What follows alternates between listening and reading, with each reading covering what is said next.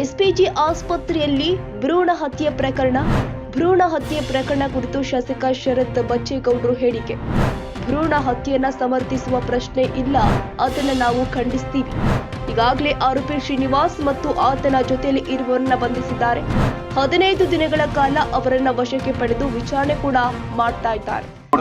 ಅಲ್ಲ, ಈ ಒಂದು ಘಟನೆನ ಯಾರು ಕೂಡ ಸಮರ್ಥನೆ ಮಾಡ್ಕೊಳ್ಳೋಕೆ ಸಾಧ್ಯನೇ ಇಲ್ಲ. ತೀವ್ರವಾಗಿ ನಾವು ಖಂಡಿಸ್ತೀವಿ. ಅತ್ಯಂತ ಕ್ರೂರವಾದಂಥ ಒಂದು ಕೃತ್ಯ ಇವತ್ತು ನಡೆದಿರ್ತಕ್ಕಂಥದ್ದು. ಅದನ್ನು ಯಾರು ಕೂಡ ಸಮರ್ಥಿಸುವಂಥ ಪ್ರಶ್ನೆನೇ ಇಲ್ಲ. ಈಗಾಗಲೇ ನಾವು ಘಟನೆ ಆಗ್ತಾ ಇದ್ದಂಗೆ ಆಸ್ಪತ್ರೆಯ ಪ್ರಮುಖವಾಗಿ ಯಾರನ್ನ ನಡೆಸ್ತಾ ಇದ್ರು ಶ್ರೀನಿವಾಸನ್ ಅಂತ ಡಾಕ್ಟರ್ ಏನಿದ್ರು ಅವ್ರನ್ನ ಬಂಧಿಸಿದೀವಿ. ಅವ್ರ ಜೊತೆ ಇದ್ದಂಥ ಯಾರು ಅಲ್ಲಿ ರಿಸೆಪ್ಷನಿಸ್ಟ್ ಇದ್ರು ಅವರು ಕೂಡ ಬಂದ ಮೇಲಿದ್ದಾರೆ. ಇವತ್ತು 15 ಡೇಸ್ ಅಲ್ಲಿ ಇವತ್ತು ಕಸ್ಟೋಡಿಯಲ್ ಇನ್ಕ್ವೈರಿ ಹಾಕಿದ್ವಿ.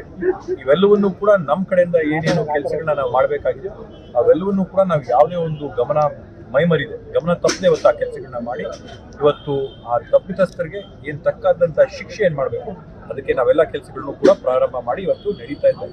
ಬಂಧನೆ ಕೂಡ ಆಗಿದೆ. ತಾವು ಹೇಳ್ದಂಗೆ ಮುಂದಿನ ದಿನಗಳಲ್ಲಿ ಇವತ್ತು ಈ ಒಂದು ಪ್ರಕರಣ ಪತ್ತೆ ಹಚ್ಚಬೇಕಂತ ಇವತ್ತು ಬೈಯಪ್ಪನಹಳ್ಳಿಯಲ್ಲಿ ಆದಂಥ ಒಂದು ಏನು ದಾಳಿ ಆಯಿತು ಅದರಿಂದ ಪತ್ತೆ ಹಚ್ಚಿರ್ತಕ್ಕಂಥ ಕೆಲವು ಅಂಶಗಳು ಹೊರಗೆ ಬಂದಿದೆ. SP ಅವ್ರ ಜೊತೆ ಅಡಿಷನಲ್ SP ಅವ್ರ ಜೊತೆ ನಾವು ಈಗಾಗಲೇ ಚರ್ಚೆ ಮಾಡಿದ್ದೀವಿ. ಇವತ್ತು ಬಂಧನೆಯಲ್ಲಿ ಯಾರಾಗಿದ್ದಾರೆ ಅವ್ರ ಮುಖಾಂತರವಾಗಿ ಈ ಒಂದು ಜಾಲ ಏನಿದೆ, ಒಂದು ನೆಟ್ವರ್ಕ್ ಏನಿದೆ, ಈ ನೆಟ್ವರ್ಕ್ ಎಲ್ಲೆಲ್ಲಿದೆ, ಎಲ್ಲೆಲ್ಲಿ ಲಭ್ಯದೆ, ಎಷ್ಟು ಪ್ರಕರಣಗಳಾಗಿವೆ ಅವೆಲ್ಲವನ್ನೂ ಕೂಡ ಮಾಹಿತಿಗಳನ್ನ ಪತ್ತೆ ಹಚ್ಚಂತ ಎಲ್ಲ ಕೆಲಸಗಳು ಕೂಡ ನಾವು ಮಾಡ್ತಾ ಇದೀವಿ. ಕೆಲವೊಂದು ಕಾನ್ಫಿಡೆನ್ಷಿಯಲ್ ಮಾಹಿತಿಗಳಿದೆ, ಅದನ್ನ ಇಲ್ಲಿ ನಾನು ಬಹಿರಂಗವಾಗಿ ಚರ್ಚೆ ಮಾಡೋಕ್ಕಾಗೋದಿಲ್ಲ. ಆದರೆ ನ್ಯಾಯ ಒದಗಿಸ್ಕೊಡೋಕ್ಕೆ ಏನೇನೆಲ್ಲ ಕೆಲಸಗಳು ಮಾಡಬೇಕು ಎಲ್ಲವನ್ನೂ ಕೂಡ ಮಾಡಿದ್ವಿ.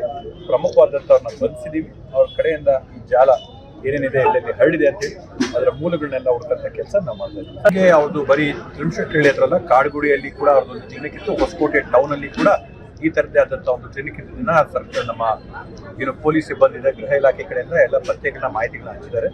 ಇವತ್ತು ಯಾವ ಮಗುವಿನ ಭ್ರೂಣ ಅದು, ಯಾವ ತಾಯಿನ ಭ್ರೂಣ ಅದು ಏನು ಎಲ್ಲ ಪತ್ತೆ ಹಚ್ಚಂಥ ಪ್ರಕ್ರಿಯೆಗಳು ಪ್ರಾರಂಭ ಆಗಿದೆ. ಕೆಲವೊಂದು ನಾನು ಹಂಚ್ಕೊಳ್ಳೋಕ್ಕೆ ಈ ಹಂತದಲ್ಲಿ ಸಾಧ್ಯ ಇಲ್ಲ.